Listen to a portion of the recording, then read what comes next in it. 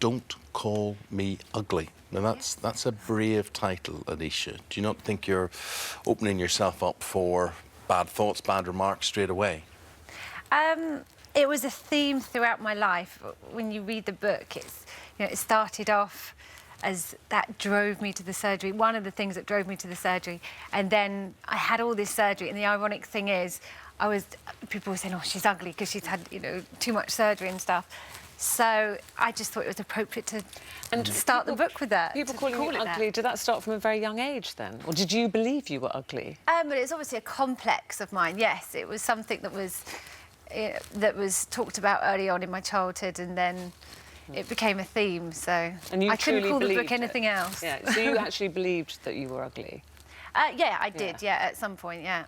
And now, the observation, actually, we have made straight away, seeing you here this morning, I think the viewers will be doing the same, is today you are probably as nice as I have ever seen you. Oh, thank you. And it's, in my view, it's probably because you're looking more natural. Yeah, I've stripped away most of the surgery now, and hair extension's gone, the dye's gone, back to me. So when you say stripped away the surgery, how can you strip away surgery? Because some of it's been quite dramatic surgery, and some of it is permanent damage. But I've just had lots of reconstruction surgery. I've had implants taken out where I can. Where did you have implants apart from your breasts? Face, breasts, everything. You name it, I had implants. And in areas you wouldn't even dream of having implants. Like what? Like your bottom? Bottom, hips, just everywhere. Everywhere? Yeah. So they've all Cheeks, chin. Really? And they've all been taken out? Alicia, forgive me, I'm not looking at your chest. The sound department has told me that your microphone... You see your cardigan? That's perfect. If you just keep your microphone away... Perfect. Look at that. That's wonderful. Thank you. Very delicately handled, I thought, by me there. Yes, it was very delicately handled. But how have you got to this stage where you have this confidence and this love for yourself now, but it seems to be increasing? It was a long journey. In the book, I talk about I went to rehab 3 times, and I slowly turned my life around. I started a business. I turned my back on surgery completely. I had a daughter. And I just slowly worked on myself and worked on loving myself and empowering myself. And did you have help with that? Do you have any counselling? I did have counselling.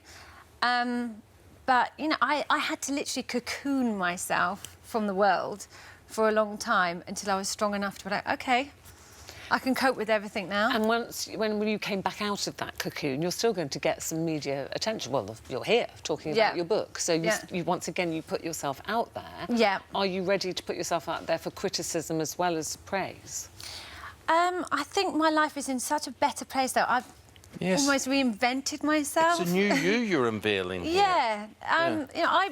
That's how I started off. I reinvented myself from the ordinary girl next door, Sarah Howes, to I invented Alicia Douvall, the glamour model. And now I've reinvented myself again, I feel. And you're also campaigning. I mean, you're asking for changes in the industry. You know what you fell foul to. And, listen, I'm sure you're not against a nip and a tuck and an improvement and whitening your teeth and various things that certain people can do. With you, it was an illness, it was a sickness. Yes. So I think I'm all about just highlighting, what can go wrong and just how you should be so careful.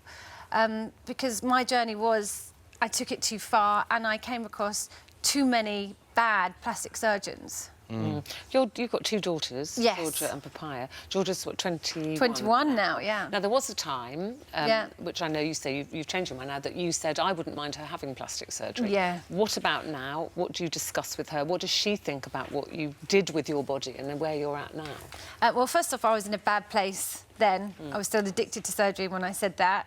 The person I am now, I would never, ever want any young girl to have surgery, let alone my own daughter. And has she ever expressed an interest to have surgery of any sort? I think when she was younger, she thought it was normal because Mum was doing it all the time. But, as she's got older, she's realised it didn't make me happy, it wasn't the answers. And, in fact, it made me uglier, it made me feel uglier for having the surgery.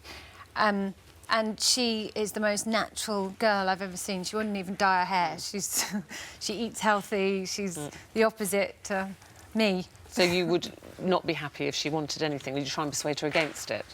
Oh, yeah. I mean, she never would now because she's a completely different person to who I was. And the person who you were, I'm just seeing this small picture on the back of the book here.